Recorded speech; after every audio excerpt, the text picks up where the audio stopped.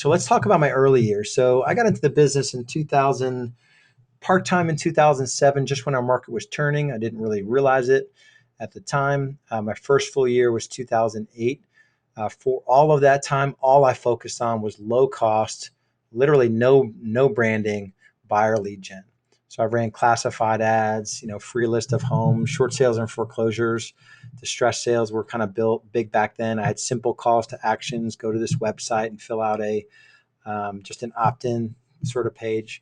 I had a real simple script to call the leads, got face to face. I offered a gold brick. We talked about some of that in the buyer system. I mastered scripts. So the one thing that I see is that agents, wherever they are in their, years in the business, but they never really master the buyer side or the listing side. Like they're a marginal producer. Um, and I don't know, I wouldn't recommend it, although I don't know if it's even possible to go from a marginal producer to build a team that's selling multiples of hundreds of homes. So mastery at the buyer system level and mastery at the listing system level is super important. So that's sort of a side note there, but I literally lived and breathed lead conversion for the first 24 months. I was willing to do what most agents were not willing to do.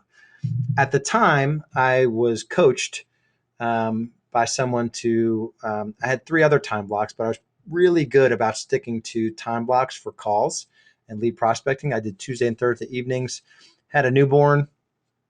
Man, it was the worst thing in the world to go upstairs and from 6:30 to 8:30 on Tuesday and Thursday. On Monday and Wednesday, I was going out on appointments. So I was working really hard.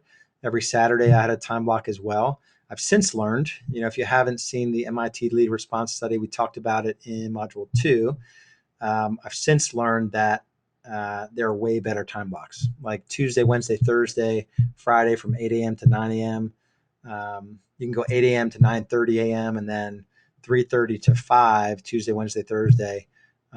Those 7 time blocks are way better as far as, dial to actually converting somebody. So you don't need to time blocks these ridiculous time blocks. But that's what I did in the beginning. Set up simple systems for buyer lead management and top producer. And that, so after those first couple, actually after the first year and a half or so, is when I found Tia. She's my first hire. She's serves still with my company as our buyer closing coordinator.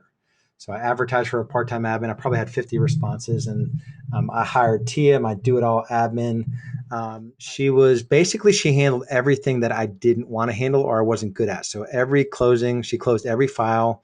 Anytime I took a listing, she took that listing and got it on the market and sort of handled the admin part of listing coordination and management. And she served as kind of getting my expired postcards out, helping with advertising and marketing support. So it wasn't pretty. She worked out of her home and I was out of my home, and we would meet sort of in the middle sometimes. Sometimes she'd send her son down with stuff. Pierce was 10 or 11 years old at the time. It wasn't pretty at times, but it definitely worked. I was willing to offload everything that wasn't sales related or business building or team building. And I really didn't care how those things got done. I knew that her heart was in the right place. Even if she did things different than I would have done, I trusted that those things would just get done. So when I talk about the birth of the actual team, and many of you are considering, or some of you already have buyer agents, but for me, my first buyer agent hire came as a result of having too many leads to follow up with. So in October 2008, I got the Boomtown platform. I was their 9th customer. So I think they're at like 900 plus or something at this point, or even 1,000. I was their 9th customer. So back then there was like Realty Generator. I think that was it. So there was really no real competition. All the others, the 5 or 6 or 10 others now that compete with Boomtown, have come since 2008. So it's similar direct response principles, but there's a lot of leads. I called leads anytime between 8 a.m. and 9 p.m., sometimes even after 9 p.m. If it was 9:30 and they just registered, I would call them. It didn't matter where I was, what I was doing, but it really got to be too much and I was drowning. I needed help. And I went back to Craigslist. I ended up finding Chris, who's still with me today. And so he started in September 2009.